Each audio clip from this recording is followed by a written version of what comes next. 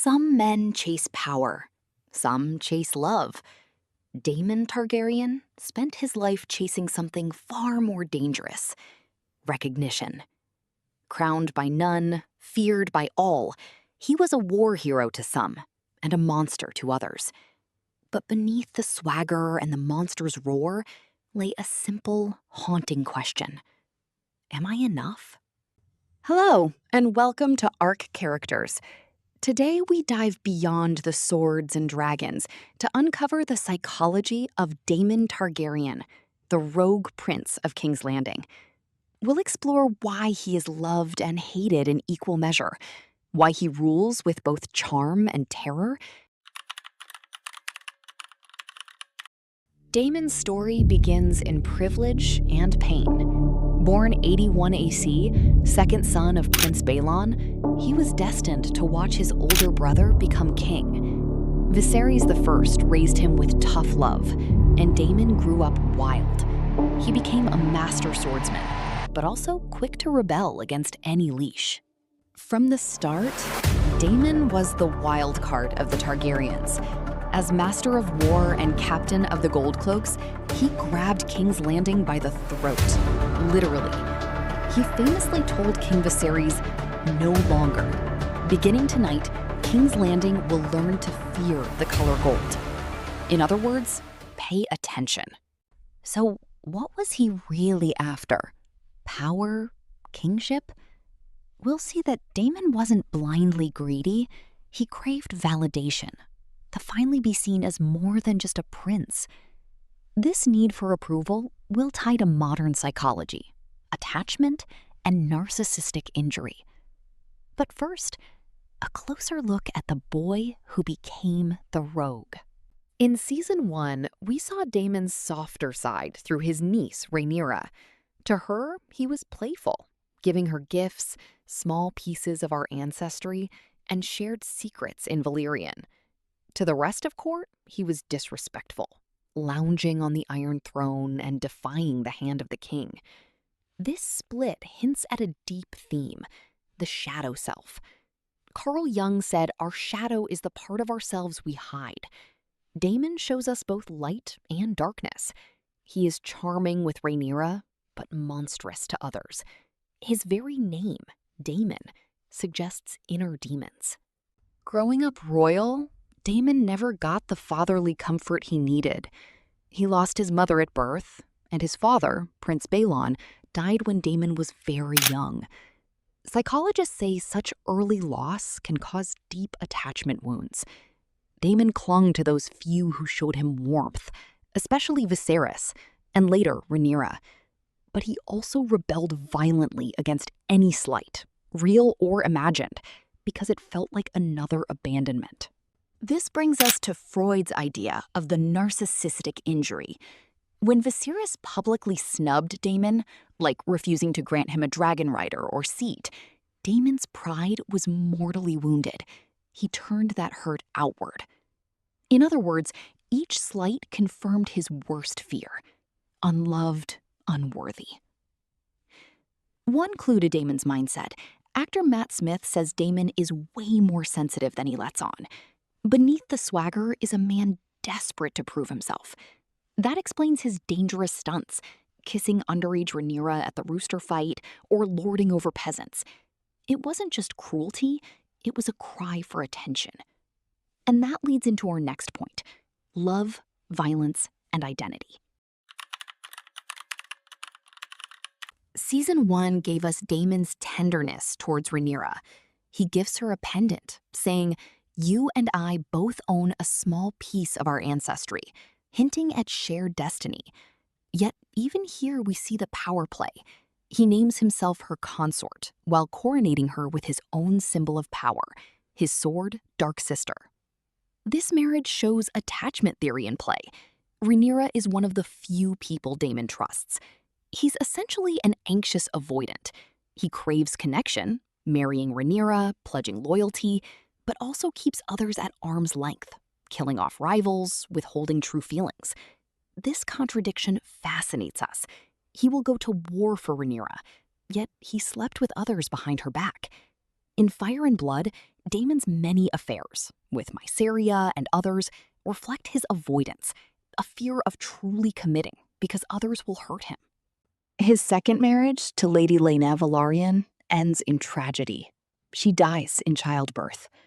In the show, we feel this loss in Daemon's eyes. According to trauma psychology, losing Rhaenyra likely deepened his rage and grief. It reinforced a pattern.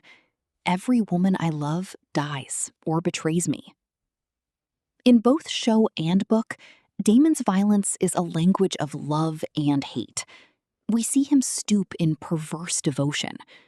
In season 2, he appears to marry Rhaenyra in a battlefield crowning, but much of it is manipulation for the throne and the cause. He loves Rhaenyra, yet part of him also needs the validation of making her queen. Here, Nietzsche's idea of power is relevant. Daemon's notion of love is tangled with dominance. What about the brutality? Remember the iconic scene in episode 1? Daemon leads the Gold Cloaks into Flea Bottom, heart rates rising, echoing drums. He hunts the poor and guilty alike, even executing a giant in the square. Afterwards, he boasts, "No longer. Beginning tonight, King's Landing will learn to fear the color gold." Psychologically, this is classic dark triad behavior. He's ruthless, enjoys cruelty, yet charming enough that the men howl in adoration. He embodies Machiavellian charisma. He inspires loyalty, the Watchmen howl back, while instilling terror. When asked about Daemon's cruelty, Matt Smith said it's deeply perverse. Daemon thinks he's doing the right thing. Here, we see cognitive dissonance.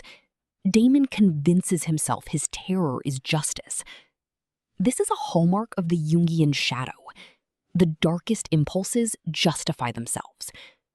Daemon's shadow only speaks to him in battle and betrayal.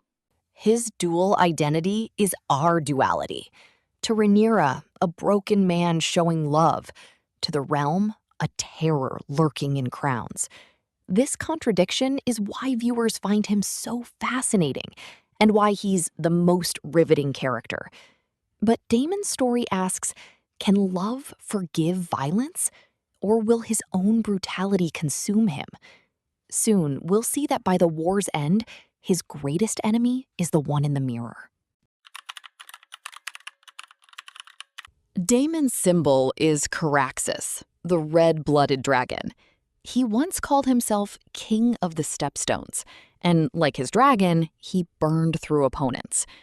Let's chart his greatest triumphs and worst mistakes on the battlefield.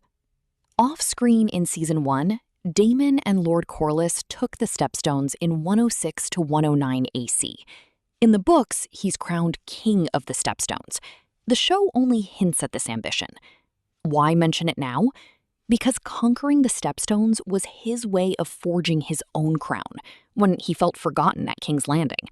He essentially said, "I'll be a king somewhere." On the map of Westeros, he was a maverick. This ties back to evolutionary psychology. He's a strategical alpha who needed territory to prove his worth. He didn't just want power, he wanted freedom from his king brother's shadow. Viserys expected Daemon to serve as hand or master of coin. Instead, Daemon used his seat to nudge the throne, like when he subtly questioned Aegon's legitimacy. It's not that he didn't want to influence the crown, he just wouldn't kneel.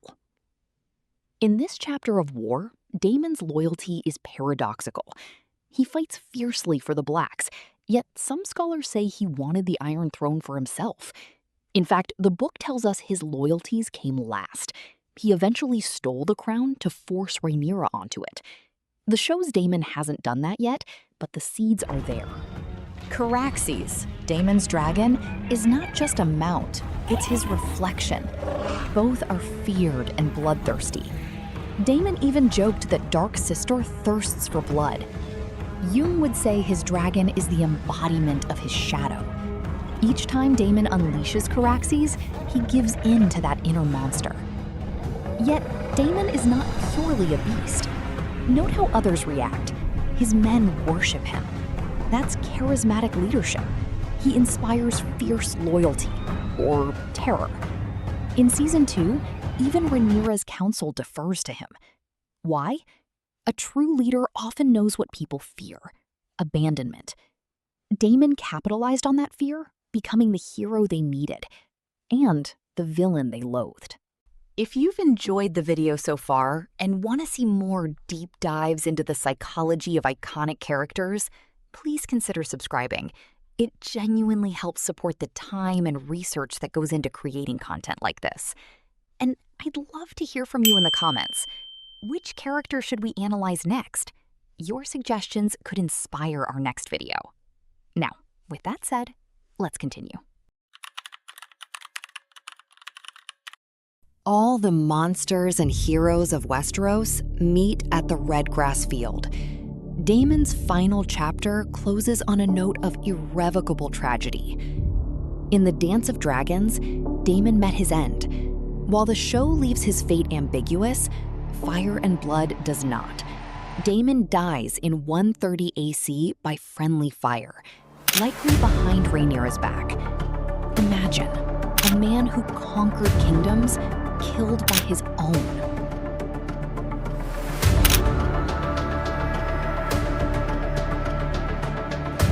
Why was Daemon loved despite this darkness? Because, as one AWOIF epigram notes, Prince Daemon was made of light and darkness in equal parts. He showed us our own contradictions. Audience members root for him because he's painfully honest. "I never lied about who I was" might as well be his motto. That raw self-awareness is rare. Psychologically, Daemon represents the shadow self. You wrote that heroes and villains exist in all of us. Daemon's story forces us to ask, when do our hidden impulses break free? Can we conquer them, or do they conquer us?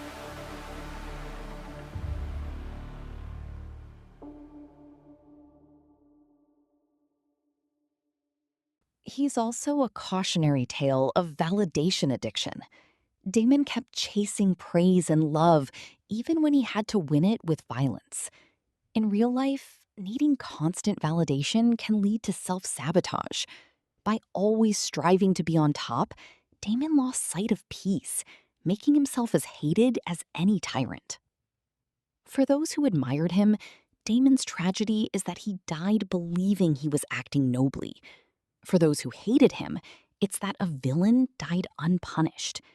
His final lesson: even kings cannot dodge consequences forever.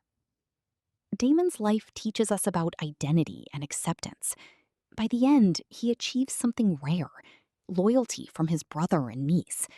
King Viserys himself admitted he raised Daemon to be king. Daemon, in his twisted way, finally earned that validation. Yet what price he paid: murder, betrayal, and suicide by army. So, who was Daemon Targaryen? A villain? A hero? The answer is both. As the Archmaester wrote, there was not a man so admired, so beloved, and so reviled in all Westeros. Daemon wasn't born a villain. He became one through pride and pain. His story leaves us unsettled because it mirrors our own potential for darkness. If there's one thing to take away, it's that every Daemon lives inside us. We all chase love, fear rejection, and sometimes lash out when hurt. Perhaps that's why millions relate to him, despite his crimes. Remember, he thought he was doing the right thing, and that's a lesson in self-deception we ignore at our peril. Thank you for watching this deep dive into Daemon Targaryen's psychology. If Daemon's story gave you chills or changed the way you see him, please like this video, subscribe to Arch Characters, and let me know in the comments which Westerosi character we should dissect next. Until then, stay curious and watch your shadows.